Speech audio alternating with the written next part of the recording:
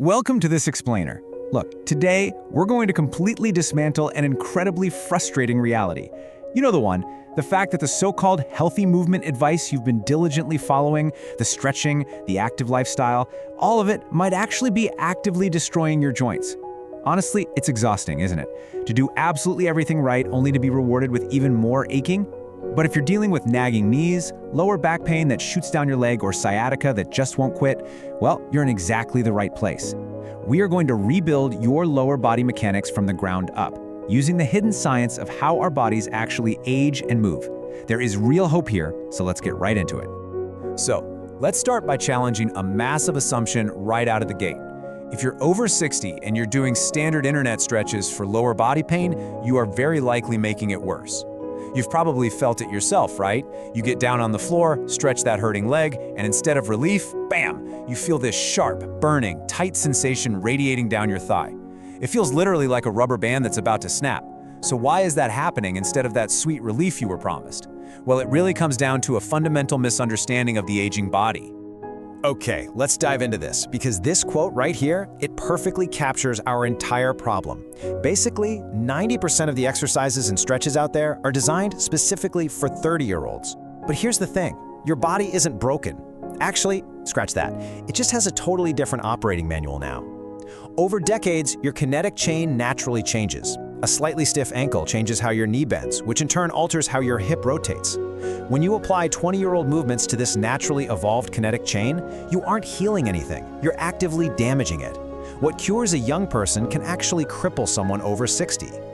Here is the roadmap for our explainer today.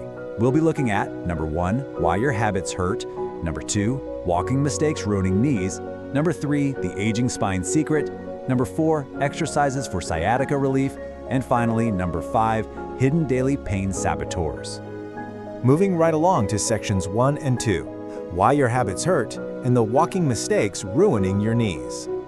Did you know that your knee is one of the most load-bearing joints in your entire body? To put that into perspective, every single step you take puts pressure equal to 3 to 5 times your body weight directly onto your knee cartilage. That's huge. And the first major mistake happens the very second your foot hits the ground. Most people walk by slamming their heel down hard with their legs stretched out perfectly straight in front of them. It is exactly like jumping off a step and landing with completely stiff legs. It sends a massive shockwave straight up your shin. But by shifting to a controlled underbody strike, where you're landing softer and directly under your center of gravity, you change that destructive grind into a really smooth, pain-free glide. Now there's a silent mistake happening right under your nose. It's called knee valgus. It happens when your knees drift slightly inward toward each other as you step. This concentrates all your body weight right on the inner edge of your knee, grinding down that medial cartilage way faster than normal. And the surprising root cause of this?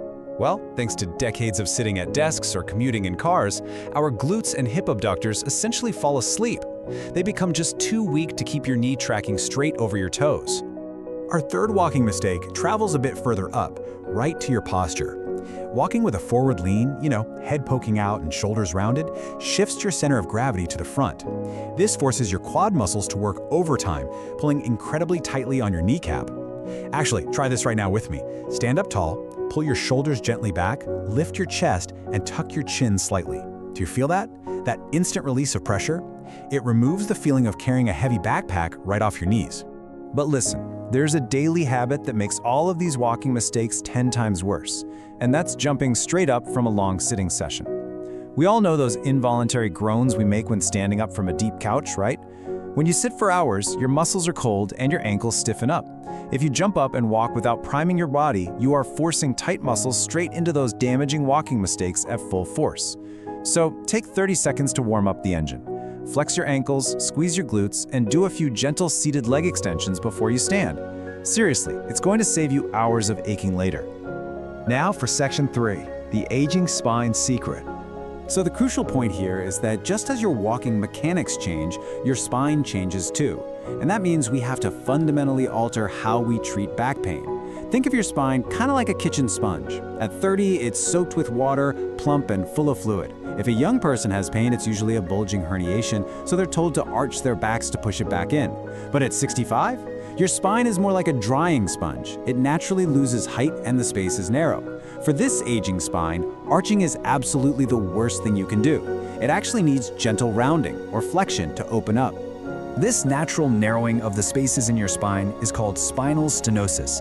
I want you to think of your delicate nerves exiting the spine through little bony windows. If you have stenosis, trying to force that perfect, traditional military posture, chest out, back perfectly arched, is the enemy. You're actively closing those windows. It's literally exactly like stepping on a garden hose with a heavy work boot and restricting all the water flow. You are pinching your own nerves. Our absolute salvation here is flexion. Moving to Section 4, Exercises for Sciatica Relief. Okay, let's look at 3 scientifically proven exercises designed safely for the aging spine to remove that heavy boot from your nerve. First up is the knee to chest. This is your bedside emergency relief, perfect for when you wake up feeling stiff as a board. Lie flat and gently pull one knee toward your chest. But notice the hand placement. This is absolutely crucial. You must clasp under the thigh, right behind the knee. Grabbing the top of the kneecap will just cause a whole new set of joint problems. Clasping underneath safely flattens your lumbar curve and opens those nerve windows perfectly. Exercise 2 is all about lubrication. We call it the windshield wiper. Lie back with your feet wide and your arms out in a T shape. Simply let both knees drop slowly to one side, hold it, and then drop them to the other. Keep your shoulders glued to the bed. Think of this as rocking a baby to sleep.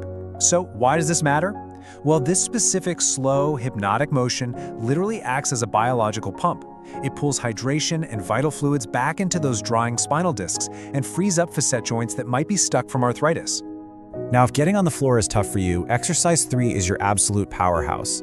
It's called the diver. Sit right on the edge of a chair with wide knees, tuck your chin, round your shoulders, and slide your hands down your shins. Just let your head hang heavy like a ripe fruit. This seated decompression lets gravity gently pull your spine apart to create much-needed space for a pinched nerve. And the best part?